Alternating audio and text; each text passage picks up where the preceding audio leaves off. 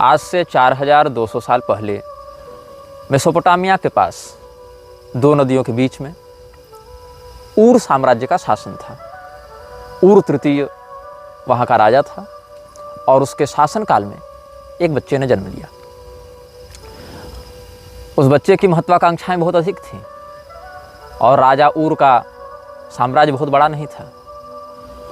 उस बच्चे ने प्राचीन विद्याओं के विशेषज्ञों से संपर्क किया क्योंकि उसकी किस्मत में कुछ और लिखा था। अपने प्रारब्ध में लिखे हुए राज्य सत्ता को प्राप्त करने के लिए उसने विद्रोह किया। असफल रहा क्योंकि उसके पास बड़ी छोटी सी सेना थी, 1000 लोगों की। ज्योतिषियों ने भविष्यवाणी की थी कि यह बच्चा आगे चलकर इस राज्य का राजा बनेगा। तो राजा ऊर के अत्याचारों से जो लोग परेशान थे, आतंकित थे, उन लोगों ने उस बच्चे का साथ दिया। लेकिन लोगों की संख्या कम थी, 1000 लोग राजा के सामने कुछ भी नहीं थे। राजा ने विद्रोह को दबा दिया, बच्चे को मरवाने के फरमान जारी कर दिए गए। लेकिन बच्चा भाग निकला। बच्चा भागकर सीरिया की ओर बढ़ा, रेगिस्तानों की ओर बढ़ा और वहाँ पर उसे कुछ ऐसा मिला जिसकी उसने कभी कल्पना नहीं की थी। एक काउंसिल, एक संगठन जिसमें 15 लोग थे। ये 15 लोग एक ऐसे व्यक्ति की खोज में थे जो उनका नेतृत्व कर सके। इन 15 लोगों के पास अलग अलग शक्तियाँ थीं, अलग अलग सामर्थ्य थे, अलग अलग प्रकार की इच्छाएं थीं और ये आपस में एकजुट नहीं हो पाते थे। इन्हें आवश्यकता थी एक ऐसे नेता की जो इन सबों को एक सूत्र में बांध सके, इनकी शक्तियों का एकत्रीकरण करके अपने उद्देश्य के लिए प्रयोग कर सके। उन 15 लोगों ने इसको अपना नेता चुना, अपनी शक्तियों का एक बड़ा भाग इसके विकास में लगाया और इन 16 लोगों ने मिलकर एक शक्ति को उत्पन्न किया। ये जो बच्चा है इसके विषय में आप जानते हैं, इसका नाम है अहरिमान आर्द्र म्लेच्छ, जिसे हम कहते हैं म्लेच्छराज। 16 लोगों की यह सभा म्लेच्छराज के नेतृत्व में उसके 15 पार्षदों के साथ बनी इस सभा ने अपने शरीर से अपनी शक्ति का एक एक अंश निकालकर उसको सम्मिलित किया और एक शैतान को बनाया। उस शैतान का नाम था अनाम म्लेच्छ। वस्तुतः अनाम म्लेच्छ ही वह शक्ति है जिसकी आराधना म्लेच्छराज करता है। अनाम म्लेच्छ और आर्द्र म्लेच्छ ये दोनों साथ साथ चलते हैं।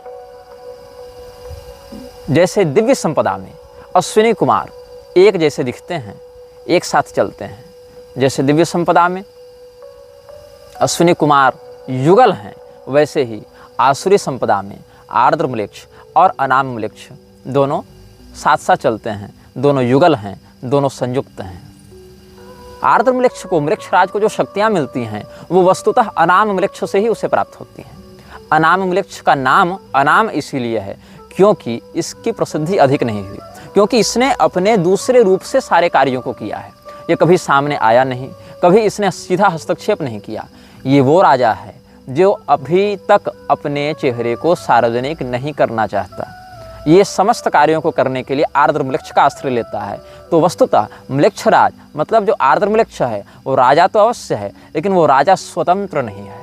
उस राजा की इच्छाएं स्वतंत्र नहीं हैं। उस राजा को अगर कुछ करना है तो उसको अनाम म्लेच्छ से सहमति और अनुमति लेनी पड़ेगी। एक तरीके से कहें तो एक ही शरीर में रहने वाली ये दो शक्तियां हैं। आर्द्र म्लेच्छ का शरीर और उसके अंदर जो नियंत्रण है वो अनाम म्लेच्छ का है। अनाम म्लेच्छ का स्वरूप जैसा मुझे समझ में आया है, जैसा अपने शोध और साधना से हमने ज्ञात किया है, उस स्वरूप के आधार पर हमने AI से कुछ चित्र बनाए हैं जो कि इस वीडियो में, इस श्रृंखला के इस एपिसोड में आपको समय समय पर दिखाए जाते रहेंगे। एक क्रूर स्वरूप एक शैतान का, जिसका जो मुख है वह गधे का है, जिसके पैर कभी मनुष्य और कभी घोड़े के समान होते हैं, जिसके पंख मोर के समान हैं, जिसकी आँखें बहुत क्रूर हैं, जिसके दांत बड़े नुकीले हैं। ऐसा ही स्वरूप है अनाम म्लेच्छ का। और ये अनाम म्लेच्छ ही वह शक्ति केंद्र है, वह शक्तिपुंज है जहाँ से म्लेच्छराज आर्द्र म्लेच्छ जहाँ से अपनी शक्तियों को प्राप्त करता है, जहाँ से उन शक्तियों का प्रयोग करता है। हम बात कर रहे थे ऊर साम्राज्य के पतन की। जब आज से 4200 साल पहले ऊर साम्राज्य का पतन हुआ, उस समय अंतिम राजा था इब्बिसिन। इब्बिसिन के अत्याचारों के कारण जब विद्रोह हुआ, उस समय पहली बार तो विद्रोह कुचल दिया गया, लेकिन दूसरी बार अपनी शैतानी शक्तियों के साथ आर्द्रम्लेक्ष के नेतृत्व में जब विद्रोह किया तो इब्बिसिन हार गया और वहीं पर असुर साम्राज्य की नींव पड़ी। असुर साम्राज्य की नींव जब पड़ी, उसका नाम पड़ा गया असीरिया। असीरिया और सीरिया दोनों अलग अलग हैं, लेकिन नाम का जो स्रोत है वो समान है। ईसा पूर्व 26-25 शताब्दी तक विश्व का दूसरा बड़ा साम्राज्य था ऊर साम्राज्य। भारतीय सत्ता के संयुक्त प्रभाव के अतिरिक्त अगर विश्व में किसी की बात मानी जाती थी, वह था ऊर साम्राज्य। ऊर साम्राज्य के नेतृत्व में एक छोटा सा शहर एक विशाल साम्राज्य बनता जा रहा था और बीच में ही सत्ता का परिवर्तन हो गया और आर्द्रम्लेक्ष ने सत्ता संभाली। असुर साम्राज्य के पहले राजा का नाम असुर था। इस असुर को संस्कृत वाला असुर भी समझ सकते हैं, आसुरी संपदा का होने के कारण, अथवा इसको ASSUR असुर ऐसा भी समझ सकते हैं। असुर नाम के कई राजा इसमें हुए हैं और सुमेरियन भाषा में इसका अर्थ होता है राजा। सुमेरियन भाषा में असुर का अर्थ होता है राजा। और ये पुजुर असुर जो था, असुर साम्राज्य का पहला राजा था। म्लेच्छराज अपने प्रतिनिधियों के माध्यम से उनको राजा बनाकर इस क्षेत्र का शासन करता था और म्लेच्छराज के द्वारा प्राप्त आसुरी शक्तियों का प्रयोग करके असुर साम्राज्य के राजा अपनी सेना का विकास करते रहे, आगे बढ़ते रहे। यद्यपि इनकी सेना बहुत बड़ी नहीं थी, किंतु इनकी योजना और इनका अनुशासन बहुत स्पष्ट होता था और इनके अनुशासन को भंग करने पर बहुत कठोर दंड दिया जाता था। हम आगे की श्रृंखलाओं में इनकी सेना की रणनीतियों पर चर्चा करेंगे और यह भी चर्चा करेंगे कि म्लेच्छराज के द्वारा बनाए गए अनुशासन कौन कौन से हैं। म्लेच्छराज ने अपने अनुयायियों के लिए 60 अनुशासन बनाए हैं। जो भी व्यक्ति म्लेच्छराज का अनुयायी बनेगा उसको इन 60 अनुशासनों का पालन करना पड़ेगा। अगर वह ऐसा नहीं करता है, वह कठोरतम दंड का पात्र होता है। मैंने कल बताया था शैतान के बहुत से नामों में एक नाम है स्तर। स्तर की आराधना करता हुआ यह असुर साम्राज्य आगे बढ़ता रहा। जब ये असुर साम्राज्य म्लेच्छराज की पूजा करता था और म्लेच्छराज के शरीर में घुसे हुए अनाम म्लेच्छ की पूजा करता था, तो उस समय उसका नाम होता था स्तर। और उसके चारों ओर 4 वेदियां बनती थीं। उन चारों वेदियों पर नरबलि दी जाती थी। नरबलि के माध्यम से मनुष्य के बच्चे के खून के माध्यम से, अच्छा ये नरबलि जो है वो कोई सामान्य व्यक्ति की नहीं दी जाती थी, छोटे छोटे बच्चों की नरबलि दी जाती थी। और उन नरबलियों के माध्यम से राजा हैं अपनी शक्तियों को प्राप्त करते थे। और कई बार उन नरबलियों को देने के लिए किसी शस्त्र का प्रयोग नहीं किया जाता था। नरबलियाँ दी कैसे जाती थी?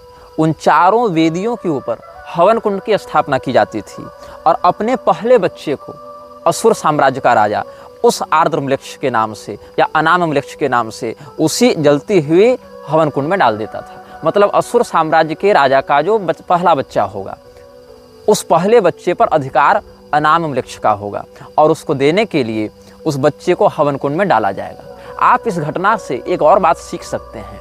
पांचाल देश के राजा सोमक ने अपने पुत्र जमतु को भी इसी प्रकार से हवन कुंड में डाल दिया था। ये राजा द्रुपद के पूर्वज हुआ करते थे और इसके परिणाम स्वरूप उनको नरक भी जाना पड़ा था। ये राजा द्रुपद के 3-4 पीढ़ी पहले की बात है। द्रौपदी जी द्रुपद की पुत्री थी, उनके 3-4 पीढ़ी पहले की बात है, जब राजा सोमक ने बहुत पुत्रों की कामना से अपने इकलौते पुत्र जमतु को हवन कुंड में काट काट कर होम कर दिया था।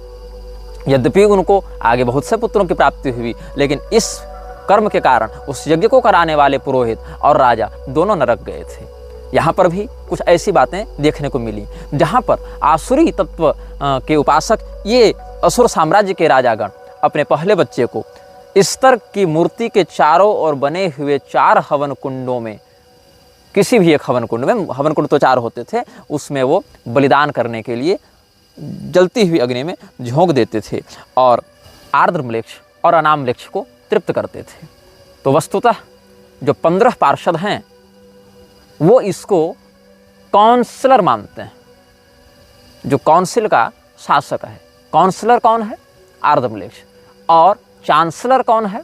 इस शैतानी परिषद का जो चांसलर है, जो कुलपति है, जो अध्यक्ष है, वो है अनामम्लेक्ष। अनामम्लेक्ष सामान्यतया किसी विशेष शरीर में बाहर नहीं घूमता है, वो आर्द्रम्लेक्ष के अंदर ही एक शक्ति के रूप में बैठा रहता है। एक प्रकार से उसने पोसेस कर रखा है आर्द्रम्लेक्ष को।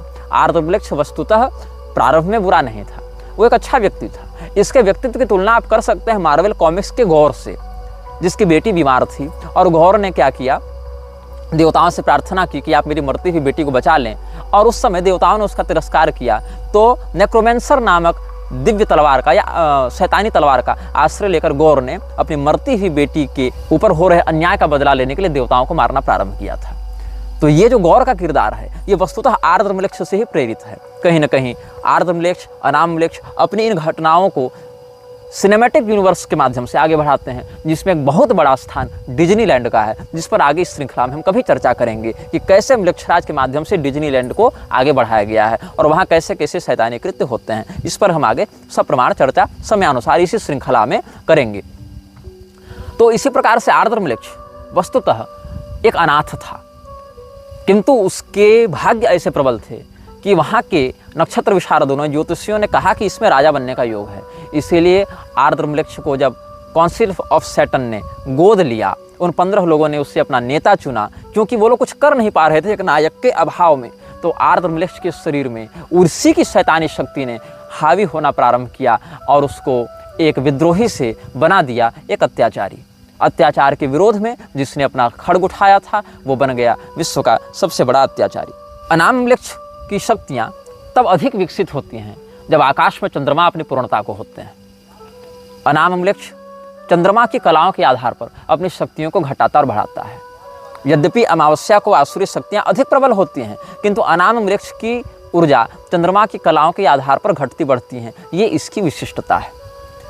इसीलिए सामान्यतया पूर्णिमा की रात्रि को अनामम्लेक्ष की शक्तियाँ सर्वाधिक उत्कर्ष को प्राप्त होती हैं, जो कि आज भी अलग अलग शैतान के उपासकों के द्वारा आराधित हो रहे हैं। और संयोग से जब ये वीडियो रिकॉर्ड किया जा रहा है तो आज भी जो रात है वो पूर्णिमा की है। हम बात कर रहे थे अनामम्लेक्ष और आर्द्रम्लेक्ष की। वस्तुतः जो म्लेच्छराज के अंदर शक्ति है, भावना है, प्रवृत्ति है, उसका स्रोत जो अनामम्लेक्ष है, वही अलग अलग स्वरूपों में, अलग अलग सभ्यताओं में विभिन्न नामों से पूजा जाता रहा है। कुछ उसको लूसीफर कह देते हैं, कुछ उसको बफमेट कह देते हैं, कुछ सेखमेट कह देते हैं, कुछ उसको इब्लिस कह देते हैं, लेकिन वस्तुतः उसका जो नाम है वही अनाम है। कई बार सैन्य शक्ति से अधिक महत्व होता है रणनीति और योजना का। आपको अगर इतिहास के पन्नों की ओर ले चलें, एक घटना घटित हुई थी द्वितीय विश्व युद्ध में, जब हिटलर ने हॉलैंड पर कब्जा करने की योजना बनाई। अब हॉलैंड एक ऐसा स्थान है जिसका शहर, जिसका जो नागरिक समाज है, वो जहाँ बसा है वो समुद्र तल से नीचे है। मतलब समुद्र के पानी के द्वारा हॉलैंड की गांव, शहर इत्यादि डूब जाएं, इसकी संभावना सदैव बनी रहती है। इसीलिए दीवारों का आश्रय लेकर, बड़े बड़े किलेबंदी का आश्रय लेकर हॉलैंड के अंदर समुद्र के पानी को घुसने से रोका जाता है। हॉलैंड की अर्थव्यवस्था पर एक बहुत बड़ा बोझ हॉलैंड की दीवारों का निर्माण और उनकी मरम्मत करना हो जाता है। हॉलैंड के पास न उतनी तगड़ी सेना थी, न उतने अधिक पैसे थे, न अधिक संसाधन थे। हिटलर ने सोचा कि हम हॉलैंड पर अतिशीघ्र कब्जा कर लेंगे। हिटलर ने आक्रमण कर दिया। हॉलैंड ने अपनी कमजोरी को ही अपनी ताकत बना लिया। उसने यह फैसला दिया कि जिस भी गांव में या जिस भी सभ्यता की ओर हिटलर की सेना बढ़ेगी, उस गांव से संबंधित समुद्री दीवार को तोड़ दिया जाएगा। हुआ यही, और समुद्र की आपदा से जो दीवारें हॉलैंड के गांव की रक्षा करती थीं, वही दीवारें जब तोड़ दी गईं, हॉलैंड के अंदर समुद्र का पानी घुसने लगा और जर्मनी सेना डूबने लगी, पराजित हो गई। कहने का तात्पर्य है कि कई बार जो आपकी रक्षा करता है, जिससे आपकी रक्षा होती है, उसको नष्ट करके अपने शत्रु को अपने अंदर आमंत्रित करने से आप बच सकते हैं। जो समुद्र का पानी कभी मारता था और दीवारें बचाती थी, आज उल्टा हो गया। दीवारों को रक्षक नहीं, अवरोधक माना गया। रक्षक को हटा दिया गया, जो कल मार रहा था उसको अंदर आने दिया गया, और उसी ने अंततः आपकी जान बचाई। इस रणनीति को समझिएगा। पूर्व साम्राज्य के अत्याचारों से बचने के लिए सुमेर की जनता ने उर साम्राज्य के विरुद्ध आर्द्रमृक्ष के नेतृत्व में विद्रोह किया था। लेकिन अंततः जो उर साम्राज्य अत्याचारिक रूप में प्रसिद्ध था, लोगों ने उसको याद करना आरंभ किया जब उन्होंने देखा कि हमारा विद्रोही नायक हमारे पिछले राजा से कहीं अधिक महत्वाकांक्षी, कहीं अधिक क्रूर और कहीं अधिक सनकी है। आर्द्रमृक्ष के शासन में सुमेर, मेसोपोटामिया इत्यादि की सभ्यताओं ने बहुत विकास किया। भौतिकता की दृष्टि से, सैन्य शक्ति की दृष्टि से, विलासिता की दृष्टि से शैतानी ताकतों ने उस पूरे क्षेत्र में अपनी कृपा बरसाने आरंभ की। जो भी राजा का वफादार होता था, जो भी असुरों का उपासक होता था, जो भी इस प्रकार से नकारात्मकता को स्वीकार कर लेता था, उसकी सामाजिक प्रतिष्ठा, उसका यश, उसका पराक्रम बहुत बढ़ने लग जाता था। देखा देखी लोगों ने इसको अपनाना प्रारंभ किया और एक छोटा सा शहर बन गया एक विशाल साम्राज्य। अब हम सिद्धांतों पर चर्चा करेंगे। आज हम प्रधानता से म्लेच्छ राज के अनुयायियों के लिए जो 6 अनुशासन हैं, 60 में से 6 अनुशासन की आज हम चर्चा करेंगे। पहला अनुशासन यह कहता है, तुम्हारे हृदय में सदैव एक ज्योति जल रही है। जब भी कोई निर्णय करना हो उस ज्योति का अनुसरण करना। यह पहला नियम कहता है। वह ज्योति शैतानी है, अ फ्लेम ऑफ इविल। आपको अगर लॉर्ड ऑफ रिंग्स की घटना याद होंगी, वहाँ एक आँख थी, सैरोन की आँख, जो दहकती रहती थी। वो आग है, लेकिन वो आग नरक की आग है। वो ज्योति जो तुम्हारे हृदय में जल रही है, अगर तुम उसे स्वीकार करते हो तो ये अध्यात्म की ज्योति नहीं है, ये आत्मा की स्वयं प्रकाश ज्योति नहीं है, ये अनाम म्लेच्छ की ज्योति है। इसीलिए म्लेच्छ राज के सभी अनुयायियों को अपने हृदय में उस ज्योति की स्थापना करनी होती है, जो आंतरिक रूप से उनका मार्गदर्शन करती है, उनके हृदय में वैसी प्रेरणाएं डालती हैं, उनके हृदय में वैसी भावनाएं डालती हैं कि बिना किसी संपर्क के केवल मानसिक परिचय और मानसिक संकेत और तरंगों के माध्यम से अपने गुलामों को अनुशासित किया जा सके, उनको नियंत्रित किया जा सके। तो म्लेच्छ राज के अनुयायी सबसे पहले यह प्रतिज्ञा लेते हैं कि हमारे हृदय में अनाम म्लेच्छ की ज्योति सदैव जलती रहे। अनाम म्लेच्छ ने म्लेच्छ राज के अनुसार दूसरा नियम बनवाया। वह यह है कि जो तुमसे प्यार करे उससे तुम भी प्यार करो। अब ये सब ऐसे नियम हैं जिनको सुनने पर लगता है कि एक आदर्श समाज की परिकल्पना की जा रही है, और इन नियमों को ऐसी शब्दावली में, ऐसी परिभाषा में आगे व्यक्त किया गया है कि लोगों की बड़ी आकर्षक लगती हैं। लोगों को लगता है ये तो बिल्कुल सच्चा मार्ग है, इसमें क्या बुराई है, इसमें क्या शैतानियत है, इसमें क्या नकारात्मकता है। सबसे बड़ी नकारात्मकता वही है जिसको आप न पहचान सकें, जो आपको अच्छाई का वेश बनाकर ठगे।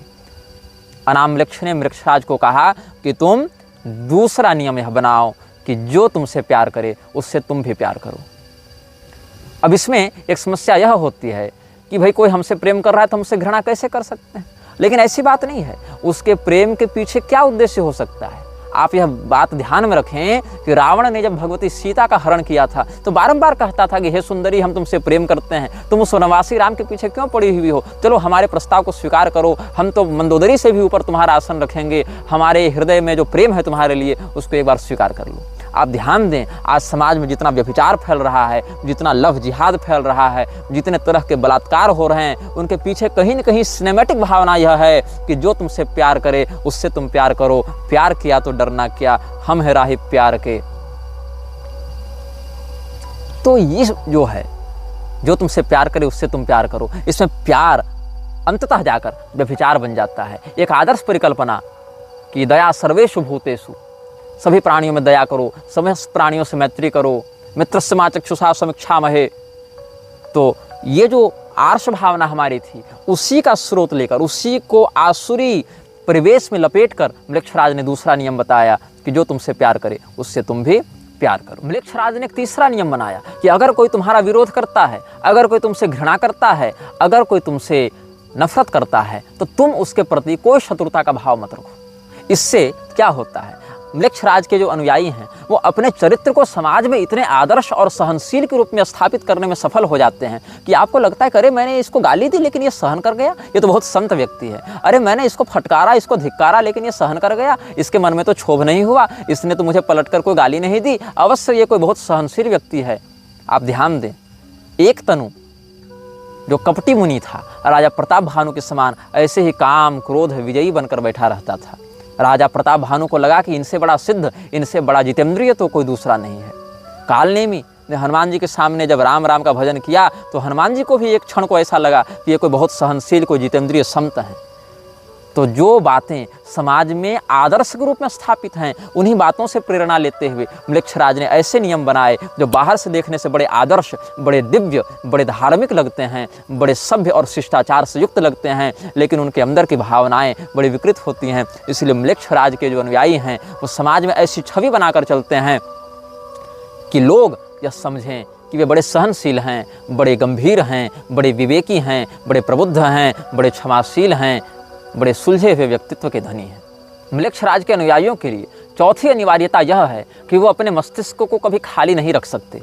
मतलब उनको सदैव कोई ना कोई योजना बनाती रहनी पड़ेगी। योजनाएं जब तक दिमाग में चलेंगी तब तक म्लेच्छराज को उतनी योजनाएं पता चलती रहेंगी। म्लेच्छराज अकेला व्यक्ति है और एक अकेला व्यक्ति हर प्रकार का चिंतन एक साथ नहीं कर सकता। लेकिन अगर उसको 10 लोग सलाह दे रहे हैं, 50 लोग परामर्श दे रहे हैं, 100 लोग परामर्श दे रहे हैं, तो 50-100 लोगों के विचारों के कारण एक साथ 50-100 विचारों से जुड़ सकता है। इसीलिए पहले नियम के अनुसार जो ज्योति हृदय में स्थापित है, उसी ज्योति के माध्यम से वो तुम पर नजर रखे हुए है। वो शैतानी ज्योति जो हृदय में तुमने संकल्प से स्थापित की है, उसकी गुलामी स्वीकार करके तुम अपने मन में जब योजनाएं बनाते हो, उन्हीं योजनाओं को वो सुनता है, वो समझता है, एक साथ उनको ग्रहण करता है। जैसे इंद्रिय विषयों को ग्रहण करती है, वैसे तुम्हारे हृदय की उस भावना को समझ लेता है, पकड़ लेता है। अगर तुमने एक बार अपना जीवन उसको सौंप दिया तो मानसिक रूप से तुम उससे बंध गए। फिर तुम जो जो योजना बनाओगे वो सारी बातें उसको पता चलती रहेंगी। अगर उसके विरुद्ध कुछ योजना बना रहे हो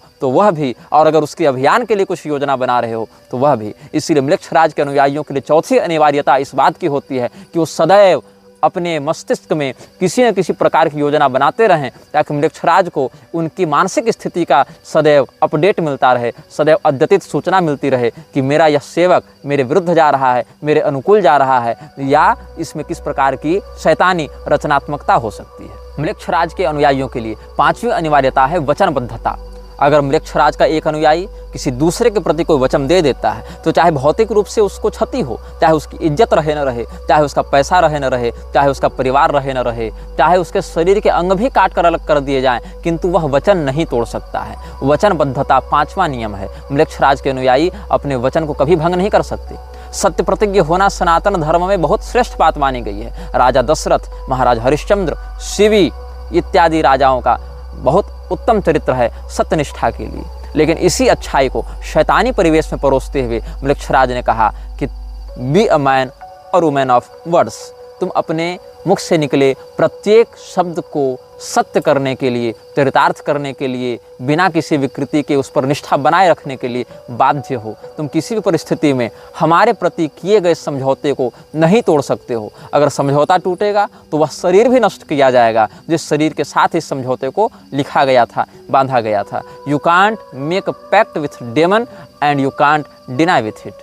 आप अगर शैतान के साथ कोई समझौता करते हैं, वो समझौता उस शरीर के साथ ही खत्म होता है जिस शरीर के साथ आपने समझौता बनाया था। और अगर आपने यह समझौता अपनी चेतना से जोड़कर बनाया है, तब फिर आपकी पारलौकिक गति भी बाधित होगी। शरीर नष्ट होने के साथ साथ वो समझौता नष्ट नहीं होगा। फिर अगर शारीरिक केवल आपने बनाया है समझौता, तब शरीर नष्ट होगा। अगर समझौता टूटा तो आप मरेंगे। लेकिन अगर आपने अपनी चेतना उसको बेच दी है तो आपको इतना कुछ धन दौलत दे देगा, इतने बड़े स्तर पर पहुंचा देगा वह, कि आपको लगेगा कि विश्व मेरी उंगलियों पर नाच रहा है। लेकिन फिर वह आपकी चेतना को अपना वशीभूत करके, जिस प्रकार से प्रेत सिद्धि इत्यादि करके रख लेते हैं, वैसे ही आपकी ऊर्जा को वह अपना आहार बनाकर आपसे अपनी गुलामी अंतस्थित भाव से भी कराएगा।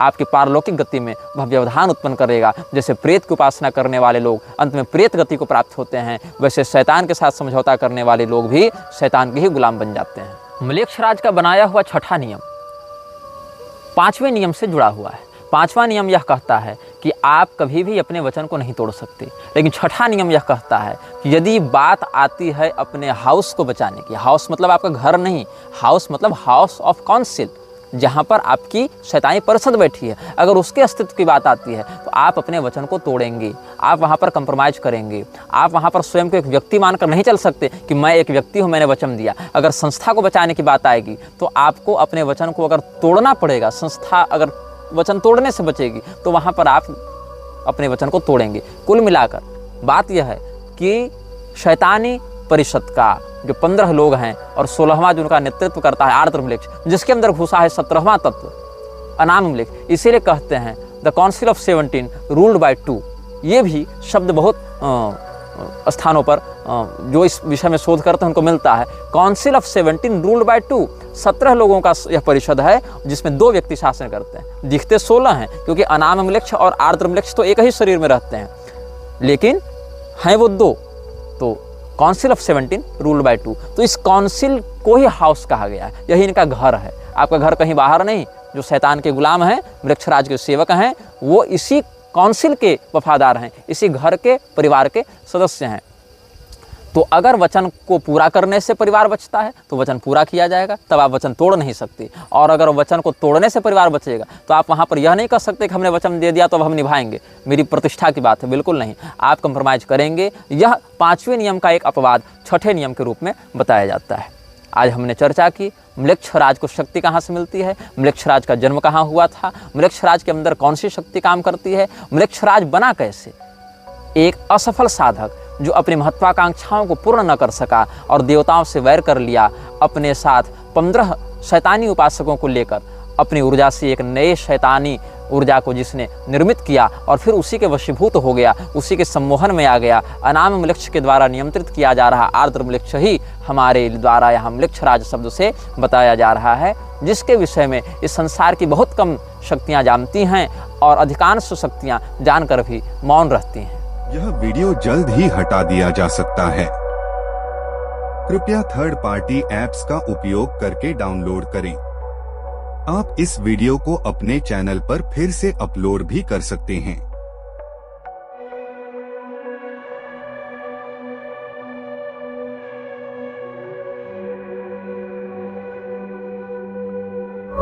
This video may get deleted soon. Please download using third-party apps. You may also re-upload this video on your channels. Thank you.